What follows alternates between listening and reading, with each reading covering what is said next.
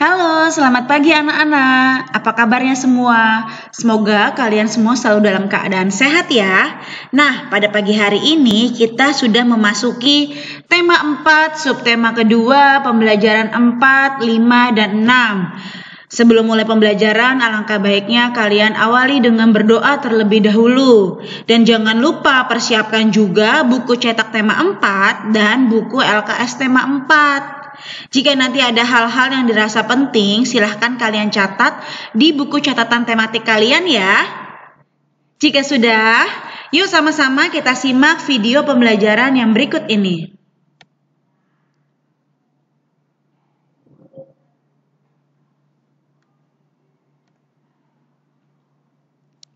Pelajaran yang pertama adalah IPS mengenai dampak globalisasi.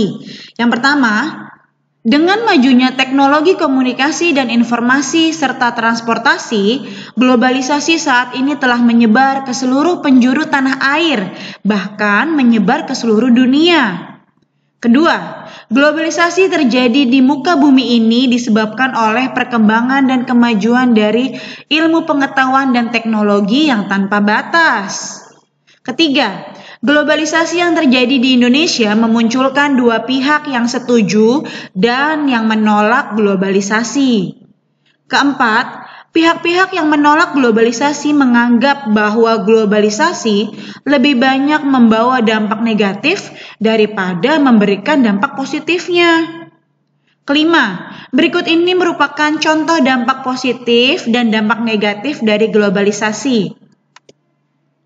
Yang pertama kita mulai dari dampak positifnya ya, contoh dampak positif dari globalisasi, yaitu sebagai berikut. Yang pertama, meningkatkan etos kerja yang tinggi, suka bekerja keras, memiliki jiwa kemandirian, rasional, dan sportif. Kedua, dapat memperoleh modal lebih banyak dan teknologi yang lebih canggih. Ketiga, kehidupan sosial ekonomi lebih produktif, efektif, efisien, sehingga membuat produksi dalam negeri mampu bersaing di pasar internasional. Keempat, tingkat kehidupan jadi lebih baik. Kelima, meluaskan pasar untuk produk dalam negeri. Keenam, kemajuan di bidang teknologi, komunikasi, dan transportasi. Kemudian yang ketujuh, cepat dalam bepergian atau mobilitas tinggi. Kita bisa dengan mudah pindah dari suatu kota ke kota lain ataupun dari suatu negara ke negara lain karena kita memiliki pesawat. Kita bisa naik pesawat ya, kita bisa naik kereta api, jadi lebih cepat berpindahnya. Kemudian yang kedelapan, mudah memperoleh informasi dan ilmu pengetahuan.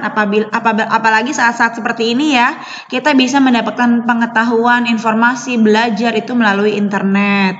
Kemudian yang kesembilan, berkembangnya turisme dan pariwisata. Saat ini kalau kalian lihat di beberapa media sosial banyak sekali yang menampilkan pariwisata di daerahnya. 10. Meningkatkan pembangunan negara. Kalau tadi telah kita simak bersama-sama dampak positif dari globalisasi, sekarang adalah contoh dampak negatif dari globalisasi, yaitu sebagai berikut ya. Yang pertama, semakin mudahnya nilai-nilai barat masuk ke Indonesia, baik melalui tayangan televisi, internet, maupun media lainnya yang banyak ditiru oleh masyarakat. Nah, kebanyakan yang ditiru ini yang kurang baiknya, ya, seperti memakai pakaian yang kurang sopan, kemudian kekerasan, bullying, itu tidak boleh kita tiru ya. Kemudian yang kedua, semakin lunturnya semangat gotong royong, solidaritas, kepedulian, dan kesetiakawanan sosial. Ketiga, maraknya penyelundupan barang-barang ilegal ke Indonesia. Barang-barang ilegal itu barang-barang yang tidak memiliki izin. Yang keempat, terjadi kerusakan lingkungan dan polusi dari limbah industri. Kelima, muncul sikap mementingkan diri sendiri atau individualisme. Keenam, menghambat pertumbuhan sektor industri. Selanjutnya, yang ketujuh, adanya sikap lebih mementingkan kehidupan duniawi dan mengabaikan nilai-nilai agama. Seperti misalnya yang biasanya rajin ke rumah ibadah, ke tempat ibadah untuk berdoa, ya, saat-saat ini sering disibukkan oleh pekerjaan-pekerjaan yang bersifat kehidupan duniawi. Kemudian yang kedelapan, timbulnya sikap bergaya hidup mewah dan boros, senang berfoya-foya ya. Kemudian kesembilan, mudah terpengaruh oleh hal-hal yang tidak sesuai dengan kebiasaan atau kebudayaan di suatu negara. Lanjut, yang keenam adalah pasar. Kalian pasti tahu ya, pasar itu merupakan tempat bertemunya penjual dan pembeli.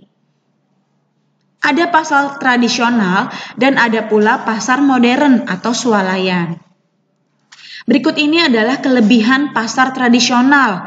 Yang pertama, harga barangnya bisa ditawar, harganya lebih murah, kemudian produk yang dijual lebih bervariasi.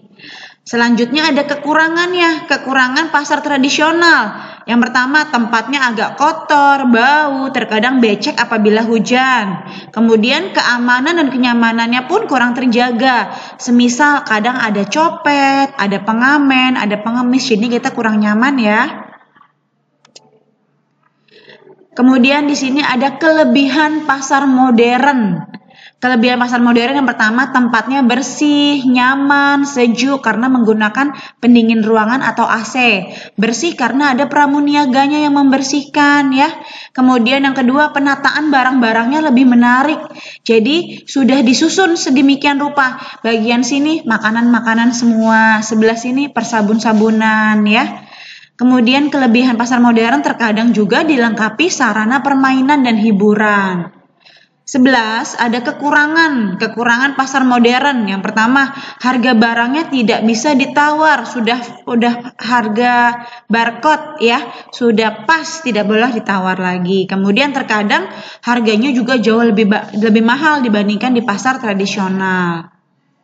12. Mencintai produk Indonesia dilakukan dengan cara membeli, memakai, dan menggunakan produk-produk buatan Indonesia.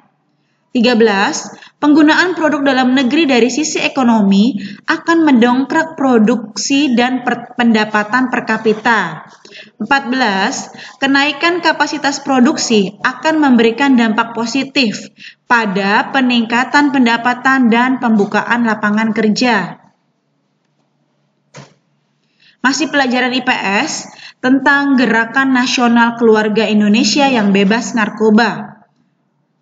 Salah satu kerjasama Indonesia dengan negara ASEAN adalah dalam pemberantasan narkoba. Untuk mewujudkan ASEAN bebas narkoba, negara-negara anggota ASEAN telah membuat deklarasi bebas narkotika ASEAN tahun 2015. Deklarasi tersebut disampaikan pada konferensi tingkat tinggi atau KTT ASEAN yang ke-20 di Phnom Penh, Kamboja pada tanggal 3-4 April 2012. Penggunaan narkoba bukan hanya akan berdampak pada gangguan kesehatan tubuh, tetapi juga mental emosionalnya dan fungsi sosial para pemakainya. BNN merupakan akronim dari Badan Narkotika Nasional. Setelah pelajaran IPS, kita lanjut ke pelajaran SBDP. Yang pertama tentang brosur. Brosur adalah informasi tertulis yang dicetak pada satu atau lebih halaman kertas, tetapi tidak dijilid seperti buku. Kedua, brosur seperti halnya poster, berfungsi sebagai media promosi barang atau jasa dan juga media iklan, baik iklan komersial maupun layanan masyarakat. Ketiga, brosur dibagikan secara gratis kepada masyarakat untuk memperkenalkan produk, layanan, program secara rinci untuk membantu pemasaran. Nah, di bawah ini ada contoh brosur ya, brosur Les Sempoa. Nih, contoh brosur. Kemudian ada juga brosur perumahan. Kemudian juga ada brosur dari McD ya. Ini contoh gambar brosur. Selanjutnya, fungsi brosur ada 3 macam. Yang pertama, ada fungsi informatif. Fungsi informatif yaitu untuk memberikan informasi kepada konsumen yang berkaitan dengan perusahaan. Kedua, ada fungsi iklan, yaitu sebagai alat iklan atau promosi yang menarik dalam mempromosikan barang ataupun jasa. Yang ketiga, fungsi identifikasi, yaitu untuk mempertahankan kriteria atau konsep sehingga perusahaan mudah diidentifikasi. Selanjutnya, brosur memiliki ciri-ciri khusus antara lain sebagai berikut. Yang pertama, ciri-cirinya pernyataan pesannya tunggal. Kedua, tujuannya untuk menginformasikan, mengedukasi dan membujuk atau mempengaruhi orang untuk membeli atau mengadopsi pesan yang disampaikan. Kemudian yang ketiga, diterbitkan hanya sekali dan dapat dicetak ulang dengan pembaharuan maupun tidak. Keempat, menarik perhatian pelanggan atau masyarakat. Kelima, memiliki sistem distribusi sendiri. Keenam, salinan brosur dibuat jelas dan desainnya harus menarik. Berikut ini adalah hal-hal yang harus diperhatikan dalam membuat brosur. Yang pertama, gunakan kata-kata yang mempengaruhi untuk membeli ya. Kedua, tentukan siapa yang akan membaca brosur tersebut. Ketiga, pilihlah foto produk yang menarik. Setelah pelajaran SBDP, kita lanjut ke pelajaran PPKN. Yang pertama, penghematan energi adalah tindakan mengurangi jumlah penggunaan energi. Kedua, penghematan energi dapat menyebabkan berkurangnya biaya listrik, meningkatkan nilai lingkungan, ya, stop global warming ya. Kemudian keamanan dan kenyamanan negara maupun pribadi dapat terjalin. Ketiga, kegiatan gerakan hemat energi listrik di sekolah dapat dilakukan dengan cara sebagai berikut. Yang pertama, menggunakan lampu hemat energi. Kedua, memilih cat bangunan sekolah yang terang supaya dapat meminimalisir pemakaian lampu.